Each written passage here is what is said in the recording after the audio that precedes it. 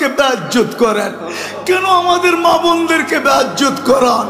কেন দুধের শিশুর রক্ত জড়ে ওদের হাত দিয়া? আপনি কি আমাদেরকে ছেড়েই দিলেন? আমরা যাব তো যাব কোথায়? আমরা তো এই কথায় বিশ্বাসী, লা মালজা ওয়ালা মানজা, লা মালজা ওয়ালা মানজা মিনকা ইল্লা ইলাইক। ডাইনে দেখি তো আপনাকে দেখি, বামে দেখি তো আপনাকে দেখি, সামনে দেখি তো আপনাকে দেখি, পিছে দেখি তো আপনাকে দেখি, উপরে দেখি তো আপনাকে দেখি, নিচে দেখি তো আপনাকে দেখি, নিচের দিকে তাকাই তো আপনাকে দেখি, ভিতরে তাকাই তো আপনাকে দেখি, বাহিরে তাকাই তো আপনাকে দেখি। আপনাকে ছাড়া তো কাউকে আমরা চিনি না মালিক।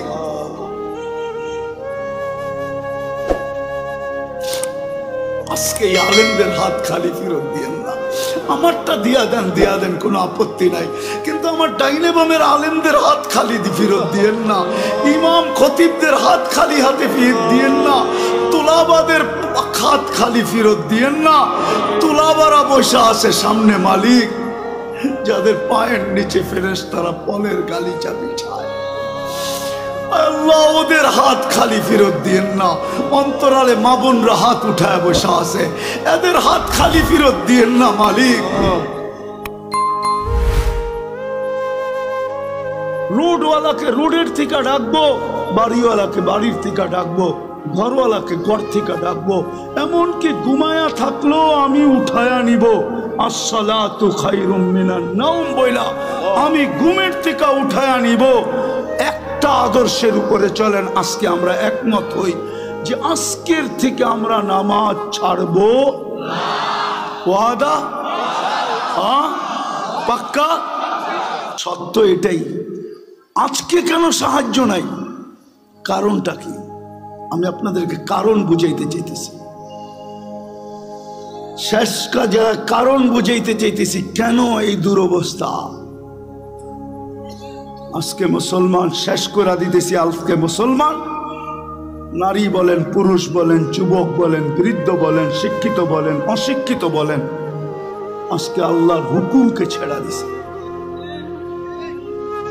আল্লাহকে নারাজ করে ফেলছে, নারাজ। আজকে আল্লাহ আমাদের উপরে নারাজ, সত্য নারাজ। নাইলে আমার বিবেকে আমার কাছে যোগ বিয়োগ মেলে না। কেন ফিলিস্তিনে অন্য দেশে ফাটতো তো আমার মনকে বুঝাইতে পারতাম, কিন্তু ফিলিস্তিন ঘুরে আসার পরে আর আজকের পটভূমি চিত্র আমার কাছে মিলে না। যে মিলবো তো মিলবো কি করে? ওইখানে তো খলিল শোয়া, ওই জমিন, ওইখানে বোম ফাটে কি করে? অথচ সবচেয়ে বেশি আবাবিলের বসবাস হইল ফিলিস্তিনে। সবচেয়ে বেশি দুনিয়ার আবাবিল যেটায় বাস করে ওটা হলো ফিলিস্তিন। হুকুম দেন না কেন? আরেকটা কথা বুঝাইতে চাইতেছি। প্রতিদিন তো 17 বার 32 বার আমরা আবেদন করি আল্লাহর কাছে। প্রতিদিন তো 32 বার আবেদন করি, গায়রিল মাগদুবি আলাইহিম ওয়ালাদ-দাল্লিন। ইমামের মাধ্যমে করি, একা একই করি। যখন ইমামের মাধ্যমে করি, মাঝে মাঝে তো কিছু, আমি কারোর সাথে বিরোধ করতে চাইতেছি না, কিছু মসজিদ তো এরকমও আছে যে আমিন বইলা এত জোরে বলে যে ছাদও উড়া যাওয়ার আশঙ্কা হয়, ঠিক না? কিন্তু আমরা কি বলি? এটা আবেদন তো করি আল্লাহ দুইজনের হাত থেকে আমাদেরকে বাঁচান, কিন্তু ইহুদি নাসারা দুইজনের হাতেই তো আজকে আমরা সবচেয়ে বেশি নির্যাতিত। তাইলে আমাদের 32 বারের আবেদন যায় তো যায় কোথায়? আমাকে বুঝান। 32 বারের আবেদন আমাদের কোথায় গেল?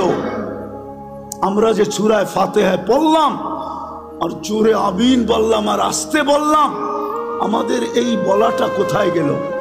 কেন কবুল হয় না? কবুল হইলে তো এই অবস্থা হওয়ার কথা না। যে অবস্থা আজকে দেখতেছি, মুসলমানকে নিয়ে সবাই খেলে, ঠিক না? ফকির হইলাম আমরা, আর টাকা বিদেশে পাচার হইয়া বড় লোক হইল ওরা। আপনি ভাবেন যারা নিয়ে গেছে ওরা বড় লোক হইছে? ইম্পসিবল। আমি চিনি আমেরিকা, কানাডা চিনি, ইংল্যান্ড চিনি, সুইস ব্যাংক চিনি, আমি আমাকে চিনাইতে হবে না। হ্যাঁ, আমি চিনি, বহুত মানুষকে চিনি, 2-4 জন প্রেসিডেন্টও চিনি যারা ট্যাক্সি চালায়, ট্যাক্সি আমেরিকাতে ট্যাক্সি চালায়। অবশ্য আমাদের দেশের না, আফ্রিকান দেশের। নিয়ে গেছিল খুব, এখন ট্যাক্সি চালায়। কেন এই দুরবস্থা? একটু ভাবেন, চলে তো যাব, থাকা তো যাবে না, পুঙ্খানো হিসাব তো নিবে। সত্য তো এটাই। যদিও কেউ মাঝে মাঝে জিজ্ঞাসা করে, হুজুর 60 বৎসরের হিসাব নিতে 50,000 বৎসর লাগবে কেন? আমি বলি, শোনো, তুমি ডেলি কতটুকু অক্সিজেন, কয়বার শ্বাস প্রশ্বাস নিছিলে? কয়বার? আরে 1,60,000 বার। তো মাসে কত নিছিলেন? বৎসরে কত? 60 বৎসরে কত? স্বাভাবিক শ্বাস নেওয়ার দাম তো আমাদের দেশের এক শিল্পপতি আমাদেরকে শিখায় গেছিলেন, কিন্তু আমরা তো এটাকে মাথায় ধারণ করি নাই। 2020 করোনা লগ্নে বাংলাদেশের প্রথম সারির এক শিল্পপতি মারা গেছিলেন। ওনার জন্য ডাক্তারের টিম যখন চায়নার থেকে আনা হলো, আর উনি ভেন্টিলেটারে ছিলেন, তো উনি কামরায় ঢুকার পরে ডাক্তারদেরকে বলছিলেন, আমার সুস্থতার প্রয়োজন নাই, আমাকে শুধু স্বাভাবিক শ্বাস নিতে দাও, আমি তোমাদেরকে আমার পুরা কোম্পানি লেখা দিব। পেপারে আসছে, পেপারে জান মিডিয়া লেখা আছে এখনো, আমি নাম বলতেছি না। আপনি যে ডেলি স্বাভাবিক শ্বাস নিতেছেন, এটার বিনিময়ে কি করছেন? এই হিসাব কিন্তু মিলাই দিতে হবে। বিদায় আমি শেষ জায়গায় চলে আসছি। আজকে এই দুরবস্থার কারণ একটা, শুধু প্রথম একটা, আল্লাহকে না মানা। আল্লাহকে সব বুক করি কার? কিন্তু শিক্ষিত মানুষগুলা যদি প্রশ্ন করে আল্লাহকে মানবো কি করে, আল্লাহকে তো চোখে দেখি না, লা তারাহুল উয়ুন ওয়ালা তুখালিতুহুদ দুনুন, দেনদারণে আনা যায় না, ওয়ালা ইয়াসিফুহুল ওয়াসিফুন, বর্ণনা দিয়ে শেষ করা যায় না।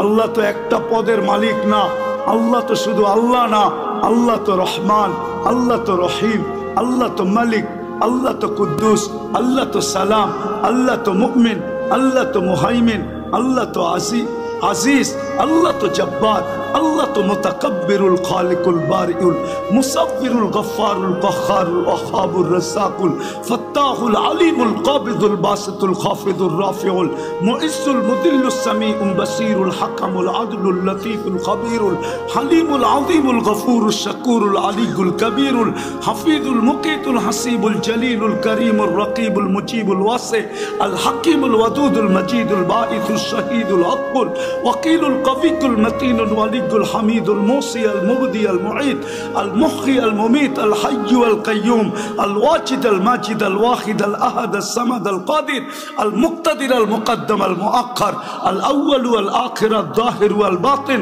আল ওয়ালি আল মুতাওয়ালি আল বররু তাওয়াব আল মুনতাকিম আল আফু আল রাউফ মালিক আল মুলকি যাল জালালি ওয়াল ইকরাম আল মুকসিত ওয়াল জামি ওয়াল গনি ওয়াল মুগনি আল মানি আল দার আল নাফি আল নূর আল হাদি আল বদি ওয়াল বাকি আল ওয়ারিস ওয়াল রশিদ আস সাবুর জল্লে জালালু। আল্লাহ তো 99 পদের মালিক, আল্লাহকে মানব তো মানব। প্রশ্ন যদি করে কি করে মানব? এই জন্যই আল্লাহ বলছেন সিরাতুন নবী লাকাদ কানা লাকুম ফি রাসূলিল্লাহি উসওয়াতুন হাসানা আতিউল্লাহ ওয়া আতিউর রাসূল। আমার বন্ধুকে মাইনা দেখায় দাও। কিন্তু আফসোস তো এইখানেই, বন্ধুকে যদি এই উম্মত মানত, তাহলে সবচেয়ে বেশি বন্ধুর আদর্শ মুসলমানের ঘরে নির্যাতিত হতো না, ঘৃণিত হইতো না, অবহেলিত হইতো না, দীক্ষিত হইতো না, লাঞ্ছিত হইতো না, বঞ্চিত হইতো না। এটাই তো কাঁদি শুধু। নাইলে মুসলিম যুবক 50 টাকার চুল 500,000 টাকা দিয়ে কাটবে কেন? বিজাতির রঙে রঙিন হবে কেন? ও কি আমার রসুল কি আদর্শ দেয় নাই চুল কাটার? না, দেয় নাই। রসুলের আদর্শ মতো চুল কাটলে তো চুলের প্রত্যেক চুলে সওয়াবও পাইতো। আল্লাহ রাজি থাকতো। কিয়ামতের দিন হাত পাতার সুযোগ হইতো। যুবক যদি আল্লাহর রসুলকে কিয়ামতের দিন দেখতে দেরি, হাত পাততে দেরি করতে পারতো না, হাত পাততে পারতো। যদি জিজ্ঞাসা করতো হাত পাতিস কেন, আপনার আদর্শে চুল কাটছি, সোয়াব তো পাইছি, কিন্তু আপনার পক্ষ থেকে কিছু দিবেন না, বকশিস কি দিবেন না? মজুরি পাওয়ার পরেও তো হাত পাতে কেন, একটু বকশিস দেন না। এই মাইকালারও তো পুরা টাকা নেওয়ার পরে অপারেটররা হাত পাতবে, আমাদেরকে কিছু বকশিস দিবেন না? জিজ্ঞাসা করেন পাতবে কি পাতবে না? যুবক তো কিয়ামতের দিন হাত পাততে পারতো। আমার মা বোনরা কেন নেটে দেখা সাজুগুজু করে? সমস্ত কাপড় চোপড়ের ডিজাইন কেন নেটের থেকে আনে? ইসলাম কি কাপড়ের ডিজাইন দেয় না? ইসলাম কি সাজগোজ দেয় না? আমি তো এই কাঁদি, সারা বাংলাদেশে কেউ তো দেখাইতে পারবে না, আজ পর্যন্ত তো পাইলাম না। যে কোনো মহিলা আমাকে চিঠি লিখলো যে হুজুর আমি করছি, আমি তো বলি আজ পর্যন্ত তো কোনো হুজুরদের বউকেও পাইলাম না যে বাসর রাতের শ্বাসটা ফাতেমার মতো সাজছে। বাসর রাতের শ্বাসটা তো তার বান্ধবী তাকে যেরকম সাজাইছে ওরকমই সাজছে, প্রতিবেশীরা যেরকম সাজাইছে ওরকম সাজছে। নাইলে একটু পয়সাওয়ালা হলে পার্লারে যেরকম ডিজাইন চয়েস করছে ওই ডিজাইনে সাইজা আসছে। কিন্তু ফাতেমার সাজে তো সাজে নাই। ফাতেমা কি বাসর রাত্রে সাজে নাই? কিতাবে কি নাই ফাতেমার সাজ? শাইখুল হাদিসরা কি জানে না, যে মুহাদ্দিসরা জানে না যে ফাতেমার সাজ কিরকম ছিল? আজকে যদি ওই মহিলা সাজতো, কালকে কিয়ামতের দিন যখন আল্লাহ বলতো ফাতেমা রাদিয়াল্লাহু তাআলা আনহার হাতে ঝান্ডা দিয়া, ফাতেমা তোর মেয়েদেরকে ডাক আর চল জান্নাতের দিকে, তো এই মাও তো যায়, বোনও তো যায় দাঁড়াইতে পারতো, এই মাও তো যায় দাঁড়াইতে পারতো, এই মেয়েও তো যায় দাঁড়াইতে পারতো। ফাতেমা যদি জিজ্ঞাসা করতো তুই পাশে দাঁড়াইলি কেন, বলে আমার কাছে কিছু নাই বটে, কিন্তু বাসর রাতের শ্বাসটা আপনার মতো ছিল, বিদায় পাশে দাঁড়াইলাম, দেখি আমাকে একটু নিয়ে যান কিনা। আজকে আল্লাহ রসুলের আদর্শের স্বাস্থ্য নাই। আপনার সাহায্য হবে তো হবে কি কইরা? চিৎকার দিয়া সবকিছু জিতা যায় না, সম্মেলন করে সবকিছু করা যায় না। আপনি আমাকে বুঝাইতে হবে না, রাগ হেন না, আমার চোখের পানি শেষ। আপনি ছোট পাতলা চশমা দেখেন তো, তাই না? ভিতরে একটা মোটা লেন্স বসানো আছে, অপারেশন করে ভিতরে আমার লেন্স বসানো আছে। চোখের পানি শেষ কানতে কানতে, দুনিয়া কম দেখি নাই। এই জন্য বলি হুজুররা একমত নাও হইতে পারে আমার কাছে। আজকে মুসলমানের দুরবস্থা, যারা নবীর আদর্শকে ঘৃণা করে, নবীর আদর্শকে ধিক্কার দেয়, যারা নবীর আদর্শকে লাঞ্ছিত করে।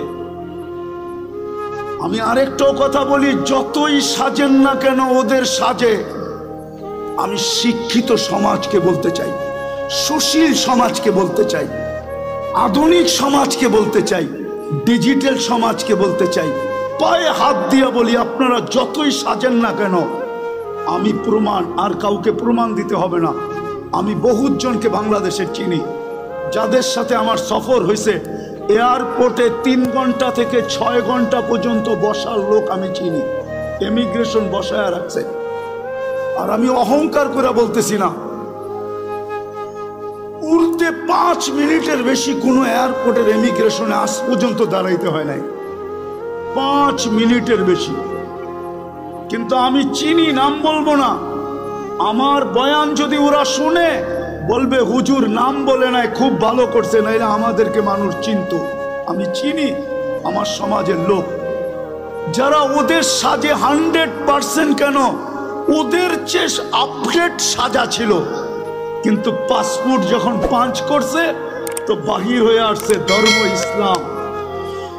বলছে তোর ধর্ম তো ইসলাম, তুই আমাদের চেয়ে বেশি আপডেট। সন্দেহ আল্লাহ ঢুকায়া দিছে, বস তুই, তোকে আগে যাচাই বাছাই করে নেই। 3 ঘন্টার থেকে 6 ঘন্টা পর্যন্ত যাচাই বাছাই করছে। শুনে রাখো যুবক, তুমি যতই ওদের মতো 14 তারিখ উদযাপন করো, আর যতই 31st নাইট তুমি উদযাপন করো, ওদের যত কালচার তুমি নিজের ভিতরে আনো না কেন, কিন্তু এক জায়গায় তুমি ধরা খাওয়া।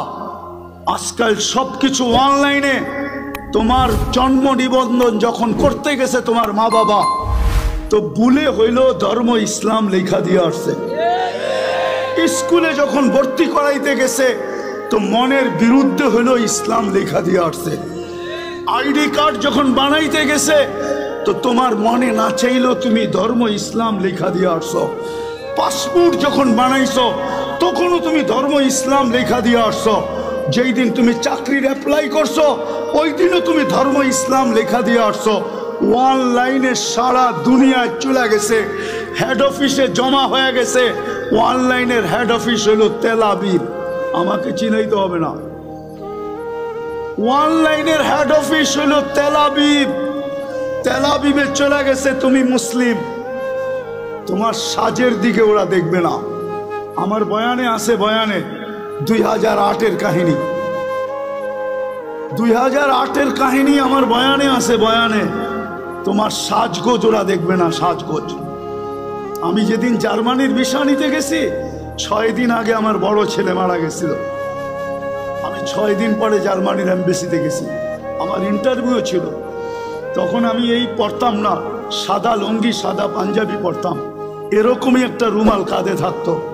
আর পান খুব খাইতাম, সাদা একটা স্টিলের পানের বাটা হাতে থাকতো, লাঠি থাকতো না।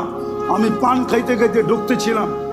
ইন্টারভিউর সময় ঘড়ির কাঁটা দেখা, কিন্তু ভিতরে ঢুকা আমি দেখতেছিলাম মনে হয় আমি একটা কুকিলের মেলে একটা কাকেই গেছিলাম। সবাই আমার দিকে যেরকম চাইতেছিল তো আমার মনে হইতেছিল আমি কুকিলের মেলা একটা কাক। কি ওরা যেইভাবে সাজগোজ করে গেছে, তা আমাকে ইন্টারভিউর জন্য যখন ডাকছে, তা আমাকে প্রথম প্রশ্ন ছিল, তুই এতদিন জার্মানি যাস নাই কেন? সেনজিং ভিসা, আমার 25 দেশের সফর ছিল। তা আমি বললাম প্রয়োজন ছিল না, এত দেশ গেলি, জার্মানি গেলি না, এখন দরকার যাব। জিজ্ঞাসা করলো তুই কি করিস? বললাম। তো জিজ্ঞাসা করলো আমার সোনাগুলা কালো হইলো কেন? তা আমি বললাম তুমি পারফিউম খুব ব্যবহার করো মনে হয়। বলছে হ্যাঁ। তো এগুলা আমি পরিষ্কার করব কি করে? আমি বললাম চলো আমার কারখানায়। বললো এত দূর তো যাওয়া যাবে না, ঘরোয়া পদ্ধতি বলো। তা আমি ঘরোয়া পদ্ধতি বলতেছিলাম, আর ওর ভিসা প্রিন্ট করতেছিল। আমাকে বললো 600 এত টাকা দাও, 6000 এত টাকা দাও। দিলাম। আমাকে বললো তুই 2 মিনিট বস। আমি তো দেখছি ভিসা প্রিন্ট করা শেষ, ও শুধু সিগনেচারের জন্য যেতেছে। গেল 1 মিনিট পরে এসে বলতেছে ভিসা ওকে নিয়ে যাও। তো মানুষ তো ভিসা এমনি দেখে, আমি উল্টা দেখতেছিলাম, মানে ভিসার মুখ ওই কুকিলদের দিকে, আর পাসপোর্টের উল্টা সাইডটা আমার মতো কাকের দিকে। মানে আমার উদ্দেশ্যই ছিল যে দেখাই সাইজা গুজা আসলেই ভিসা মিলে না, এই দেশের নিয়ম এরকম না। নাইলে আমার সমাজ, আমার যুবকরা 30 লাখ দিয়ে ইউরোপে কেন যাবে? শত যুবকের কবর কেন সাগরে হবে? আমি চিনি আমেরিকাতে যারা 50 লাখ টাকা দিয়ে মেক্সিকোর জঙ্গল দিয়ে পার হয়েছে। একটা কাহিনী না, শত কাহিনী আমার এখানে আছে। বিদায় এই জন্যই বলতেছি, যতই সাজি না কেন, যেই সমাজকেই বলেন, যারাই বলে ওদের সাথে আমার চ্যালেঞ্জ, ও যতই সাজুক না কেন, যতই বিকেনি পড়ুক না কেন, 3 কোয়ার্টার পড়ুক না কেন, ওদের সুরে কথা বলুক না কেন, টকশোতে বৈশা ইসলাম বিদ্বেষী প্রচার করুক না কেন, কিন্তু ওরা জানে এই লোকটা কাগজে কলমে মুসলমান। শুধু আমাদের থেকে কিছু নেওয়ার জন্য এরকম ভান ধরছে, নিজেকে সাজাইছে। ওরা কোনোদিন মনে প্রাণে আপনাকে মুসলমান, আপনাকে ওদের ভাবে না, ভাববে না, কোনো দিন না। বিদায় শেষ কথা, আসেন সিরাত এটাই আজকে দুরবস্থা, শুধু রসুলের আদর্শ ছাড়ার কারণে। সবকিছু বাদিয়ে দিলাম, একটাই যদি ধরে রাখতো জাতি, আজকে 90% মুসলমান নামাজ পড়ে না। আমি তো বলি এই জাতি যদি 1 মাস নামাজ পড়তো, 1 মাস, উম্মতে মুসলিমা উম্মতে মুহাম্মদী যদি 1 মাস 100% নামাজ পড়তো, আর 11 মাস যদি নাও পড়তো, আর আল্লাহ যদি জিজ্ঞাসা করতো তুই 11 মাস পড়িস না কেন? কয় কেন? বৎসরে মাস কয়টা? তা আল্লাহ বলতো 12টা। এক মাসই তো 70 মাস ছিল, 12 থেকে 12 বাদ দিয়া দেন, তারপরে তো আমার 58 মাসের ব্যালেন্স আছে, আমার কাছে বেশি আছে। কিন্তু রমজানেও তো 50% নামাজ পড়ে না, এখন তো 90% পড়ে না, না নারী না পুরুষ না যুবক না বৃদ্ধ। আপনি সাহায্য চান কি করে? মাথা উঁচা করে দাঁড়াইতে চান কি করে? 3 বার তো আপনাকে নির্বাচিত করলেন মানুষ হিসাবে, মুসলমান হিসাবে, উম্মতে মুহাম্মদী হিসাবে, বাকিগুলা বললামই না। 3 বার তো আপনি আল্লাহর পক্ষ থেকে নির্বাচিত, 3 বারই তো কুদরতি হাতে নির্বাচিত। মানুষ তৈরি করছেন কুদরতি হাত দিয়া, মুসলমান হিসাবে নির্বাচিত করছেন সমগ্র মানুষের ভিতর থেকে কুদরতি হাত দিয়া, উম্মতে মুহাম্মদী হিসাবে নির্বাচিত করছেন কুদরতি হাত দিয়া। আপনি সাহায্য চান কি করে? আপনাকে সাহায্য করে তো করে কি করে? আপনি বিবেককে প্রশ্ন করেন, বলেন তো হুজুর আছে না, হুজুর থাকলে কি হবে? উম্মত, এটা হুজুর না উম্মত। হুজুরও কয় পার্সেন্ট হুজুর বলেন? আরে বলেন না, 200 কোটির ভিতরে কয়শো কোটি হুজুর? 300 কোটি? কয় পার্সেন্ট হুজুর? বাংলাদেশে কয় পার্সেন্ট হুজুর? সারা দুনিয়ায় কয় পার্সেন্ট মুসলমানের ভিতরে হুজুর? হুজুর দেখা, দাড়ি দেখা, টুপি দেখা, জুব্বার পাগড়ি দেখা 90% মুসলমান নামাজ পড়ে না। আপনাকে সাহায্য করে তো করে কি করে বলেন? অথচ 5 বেলা কে ডাকে? কে ডাকে? আরে জোরে বলেন, কোন আল্লাহ? 99 পদের মালিক আল্লাহ ডাকে। সামান্য একটু পদস্থ ব্যক্তি ডাকে সাড়া না দিলে হাত কড়ি পড়তে হয়, বেরি পড়তে হয়। আমি জানি, আমি জানি, আমি কখনো মুখ খুলি না তো। আমার বললাম না আমি ঠান্ডা হুজুর, আমি জানি। আমি টঙ্গীর থেকে বয়ান করে বাহির হয়েছি, আমার গাড়িতে উঠবো, পিছের থেকে 2-3 জন আমাকে ধরছে, স্যার গাড়ি পাঠাইছে, আপনাকে এই রাত্রে যেতে হবে। কোথায়? জায়গার নাম বলছে, যেটা বাংলাদেশের এক কোনায়। স্যারের প্রোগ্রাম কালকে দুপুরে। আমি বললাম আমার 3টা মাদ্রাসার প্রোগ্রাম আছে। বলছে স্যার এত কিছু জানে না, গাড়ি পাঠাইছে, আমাদেরকে পাঠাইছে। সোজা গাড়িতে বসেন, বাসায় ফোন করেন, সসজ্জায় আপনাকে কালকে আবার গাড়ি দিয়ে ঢাকা পৌঁছায় দিব। আমি ওই ব্যক্তি, আমি চিনি। সামান্য একটু কথা না মানলে হাতকড়ি হয়, বেড়ি হয়, জেল জরিমানা হয়। ও ঢাকার মানুষ বলেন না ডেলি 90% মুসলমান নামাজ পড়ে না। 5 বেলা আল্লাহ ডাকে, বুক করে কাটটা। ও যুবক, কাটটা বুক করে বলো না, ওই আল্লাহ ডাকে, তারপরও তো আসে না। আপনাকে যে এখনো বাঁচায় রাখছে, শুকরিয়া আদায় করেন। এই জন্যই তো ইহুদিরা একটা স্লোগান দেয় বর্তমানে। হিব্রু ভাষা তো বোঝেন না, শুধু চিৎকার দেন। ইহুদিদের একটা স্লোগান এখন চলতেছে, স্লোগান সারা দুনিয়ার ইহুদিদের, যেটা আমি আরবি ভাষায় বানায় নিয়ে আসছি। ইহুদিদের স্লোগান, এখনই সময়, এখনই সময়, এখনই সময়, আনতুদাম্মিরুল মুসলিমিনা কাইফা তুরিদুনা আনতুদাম্মিরুহা। এখনই সুবর্ণ সুযোগ, যেমন মনে চায় মুসলমানদেরকে জমিনের সাথে মিশায় দাও, এখনই সুযোগ। আপনি বলবেন কেন? ওদের কিতাবে লেখা আছে যেই দিন ফজরের জামাত আর জুমার জামাত মুসলমানের সমান হবে, ওই দিন মুসলমানের বিজয়ের পালা শুরু হবে। ওরা শুধু আপনাদেরকে দেখে না, আপনাদের মসজিদের উপরও স্যাটেলাইট লাগায় রাখছে, সিসি ক্যামেরা লাগানো আছে। ওরা দেখে ফজরে কয়জন, জুমায় কয়জন। এই জন্যই ওরা চিৎকার দিতেছে এখনই সুবর্ণ সুযোগ। আরেকটা মনে উঠল, যদিও বলা উচিত না, আপনি সাহায্য চান কি করে? সৌদি আরবের মতো দেশের পোশাকের কি অ্যাডভার্টাইজ দিতে যায়, খোলা আকাশের নিচে খোলা মঞ্চে উলঙ্গ ডান্স দেখেন না? আপনি সাহায্য চান কি করে? বলেন কি করে চান? কি করে চান? যুবকদের পায়ে হাত দিই, সারা রাত্র আনলিমিটেড। হয়তো ঘরে ওয়াইফাই আছে, নাইলে প্রতিবেশীর পাসওয়ার্ড আছে, নাইলে বন্ধুদের হসপিটাল। আর যদি তাও না থাকে তো ঢাকা শহরে এই মধুবাগে পাওয়া যাবে সারা রাত্র নেট বিক্রি করার জন্য। ও সজাগ থাকে, যার নেট শেষ সাথে সাথে যোগাযোগ সাথে সাথে এমবি পাঠায় দেয়, সারা রাত্র নেটের ভিতরে ঘুরতে থাকে। কি না দেখে সাহায্য চান কি করে?